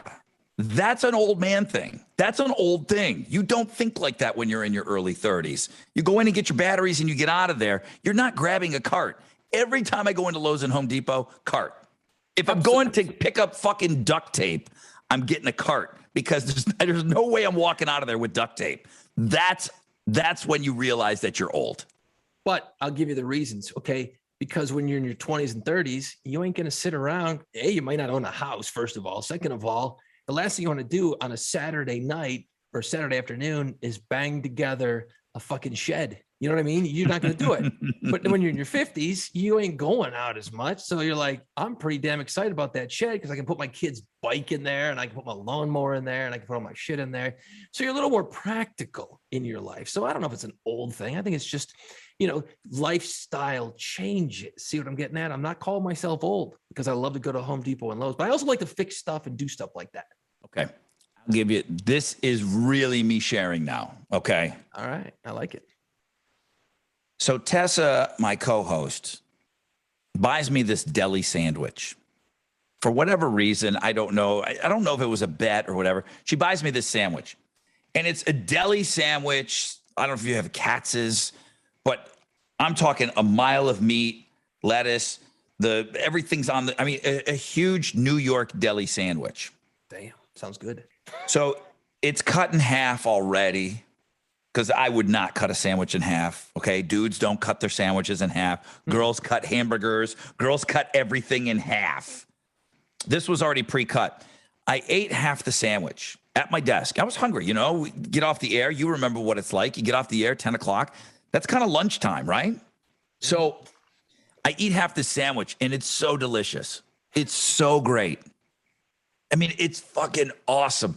It's got the shredded deli lettuce that's got a little mixture of Italian dressing in just the right everything. Pepper, forget about it. It's actually the perfect sandwich. I'm pretty full after eating half of this thing, but it's so delicious. I start eating the second half. Yeah. And I eat the whole thing. I'm fucking wiped out the rest of the day. Dude, I'm wiped. Okay? I've got this sandwich and the bread and the meat and the cheese and everything sitting in me. I'm telling you, like, people always make jokes. You know, you go out, you have a big meal, and, you know, it's like, oh, man, if I have cheesecake, I'm going to have to hit the sack right away. Dude, I was wiped out. A sandwich wiped me out. 11 o'clock, I feel like, oh, I should have never eaten that second half. And you're just kind of full. And I got to finish my work. I'm at the station. I come home. I don't do anything that night. I'm like, you got the kid. You know, I don't even know if I explained. I was embarrassed. I didn't want to say. My wife thought I was just like, oh, okay, maybe he's not feeling well. I got fucking wiped out by a deli sandwich. Dude, you had a sandwich and it kicked your ass. I got wiped out by a deli sandwich. I think that's an old man thing. When you're a little kid, when you're young, you can eat anything. You can eat as much as you want, and you just bounce back. A fucking sandwich wiped me for the day. Jesus Christ, a sandwich kicked your ass? Taken down by a sandwich. That's not good. It's not good at all. No. So when I was thinking of this little exercise, Rob, when you brought it up, I was really kind of searching deep, you know, like, okay, what, you know, when did you realize you weren't young anymore? I think we all kind of, oh my God, I'm seeing some gray hairs now. You know, I'm losing some hair on top of my head. That's been going on in my life for years. Okay. But it hit me probably a year ago or so, in the last year, like where it hit you hard, like, holy fuck, I'm old. Like, I'm not talking eating a sandwich. Dude, I got taken down by a deli sandwich. Unbuttoning the top belt and going, oh, shouldn't hate that. You know, I really felt like this overwhelming sense of just dread that I was fucking old. I was shopping with my kid and my wife, and they were in a store. So I was like, I'm not fucking going in there. And I was outside, right? And they got the big windows where you can look in and see all the shit in the window. Well, you can see your reflection in it, right? And I'm standing there and I got shorts and a t-shirt and my sneakers on and my hat. And I looked, I went, who the fuck's that old guy? I thought that dude was on the inside of the store. It was fucking my reflection, dude. Come on.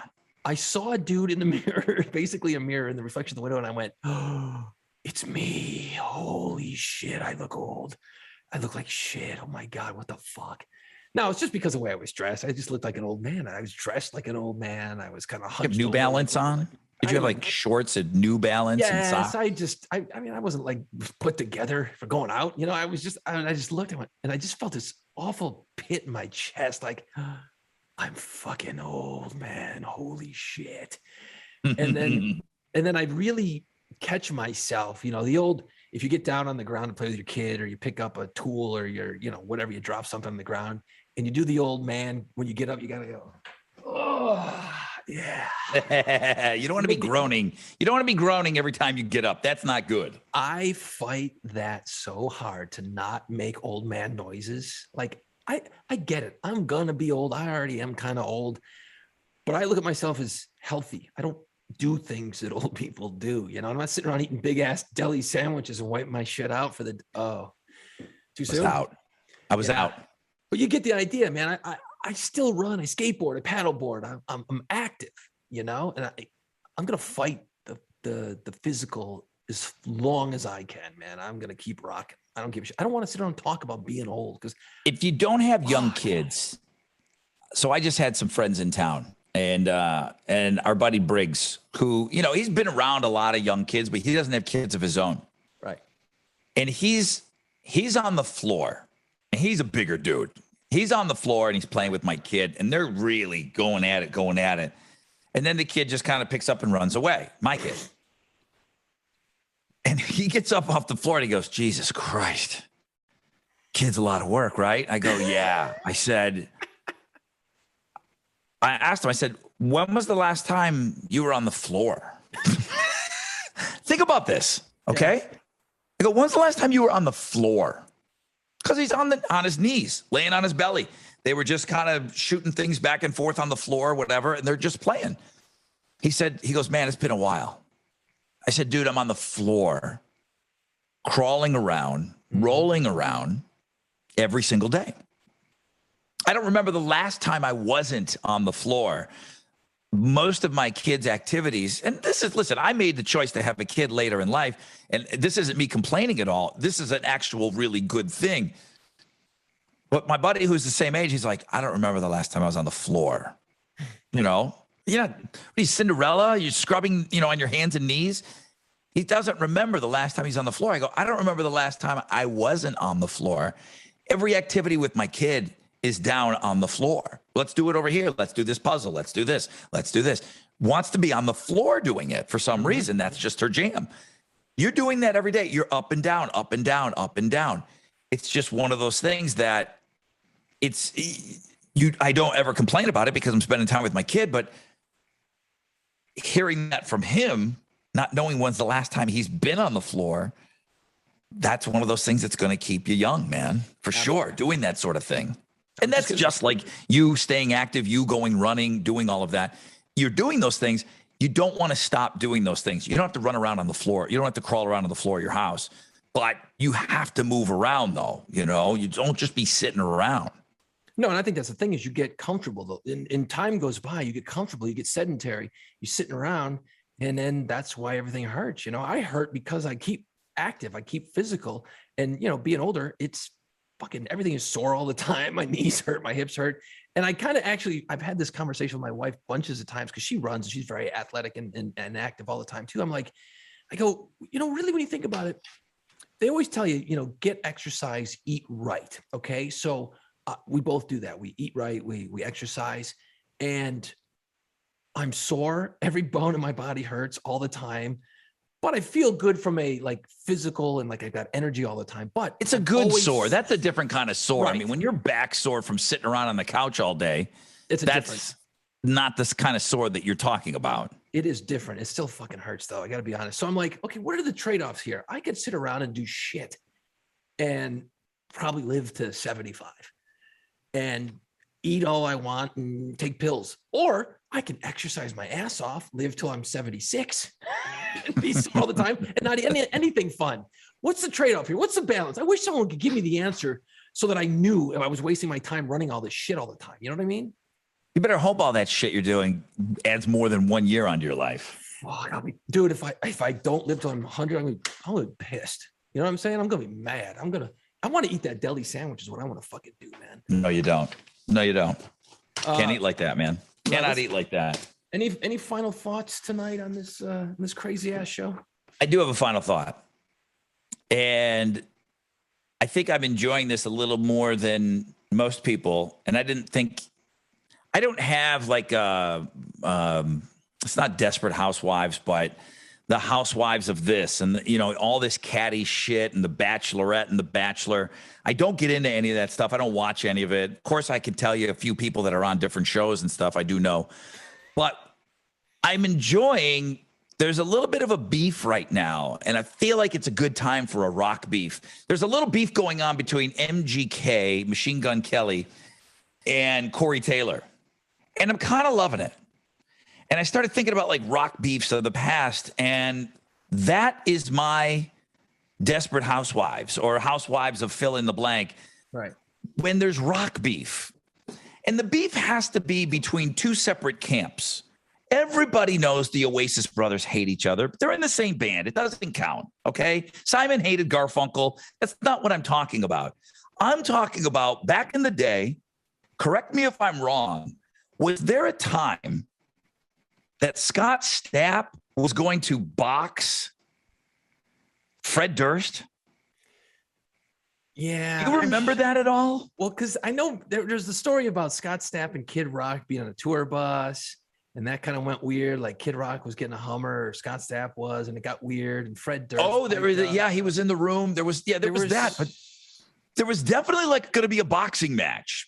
Now, going back even further, and I couldn't find anything this online. So this is maybe just somehow in my mind, I was thinking that Bruce Dickinson from Iron Maiden wanted to duel with the fencing and everything. Because he's a fencer.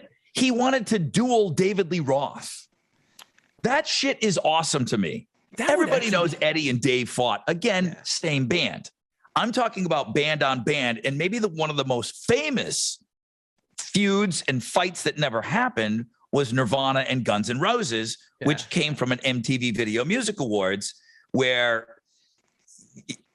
I think Courtney may have said something to Axl, and Axl looks over to Kurt Cobain and says, "You better calm your bitch down, or I'm going to take you to the pavement." And Nirvana was so anti fly in on a chopper to your show. I mean, they were still kind of, in a van type of deal. But Axl Rose feuding with Kurt Cobain.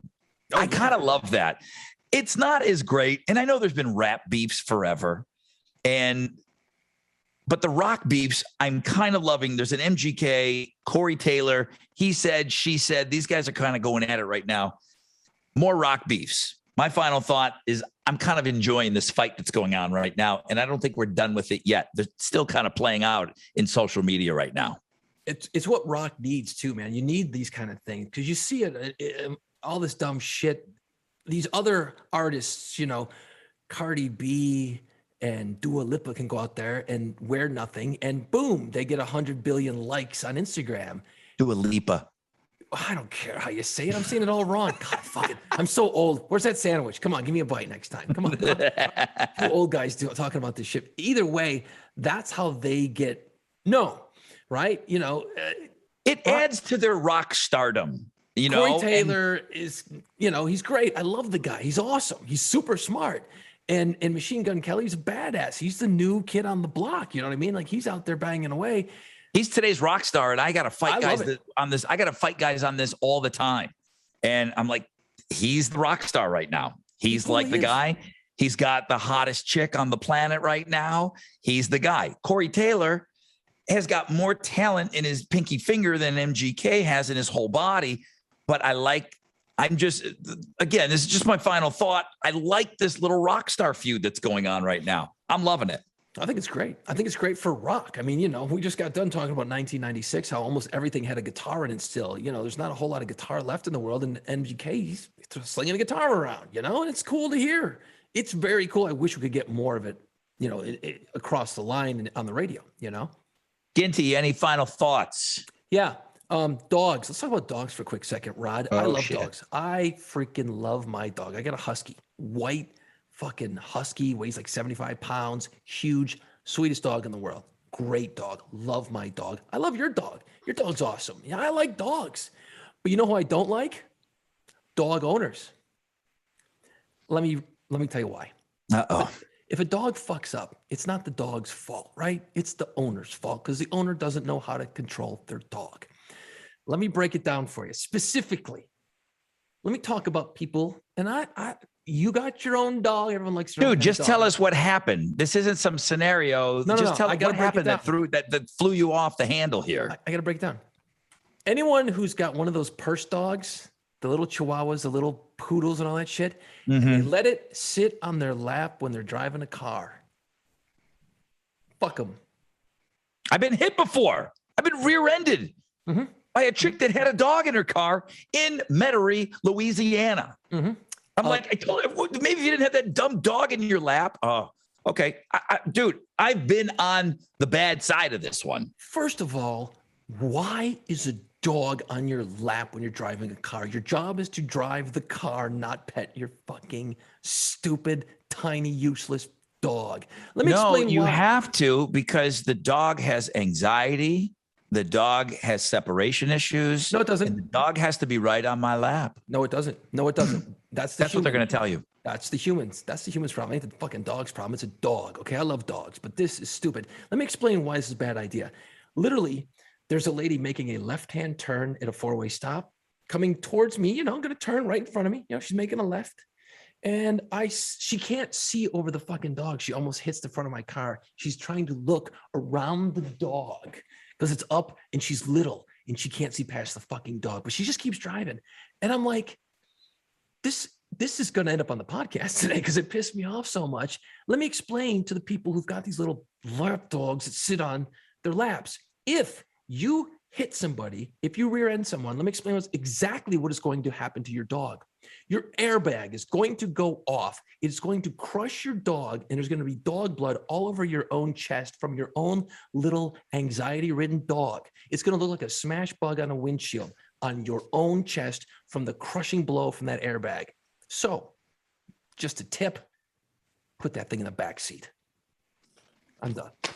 I've been hit before. I've been hit by somebody holding a dog. So I don't disagree with anything that you said.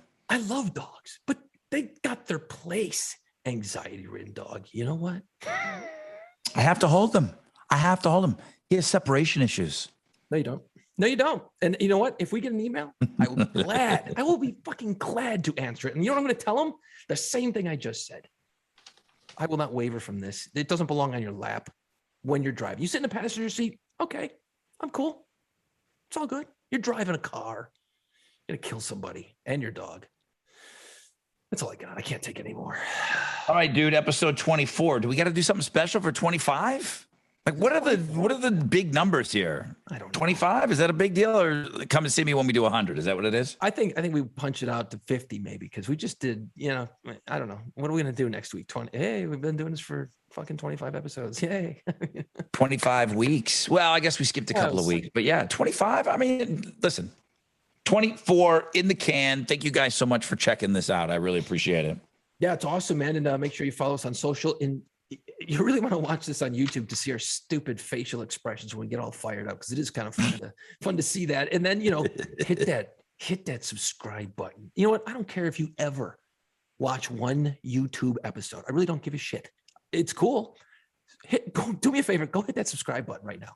Right now. Go hit the subscribe button. We need it. We need that. The boss is yelling at us. You idiots. Get some more people. We don't have a boss. Let's go. It's time. Put on play pants. Find us wherever you listen to podcasts. See us on our YouTube channel and follow our social media pages at Play Pants Pod.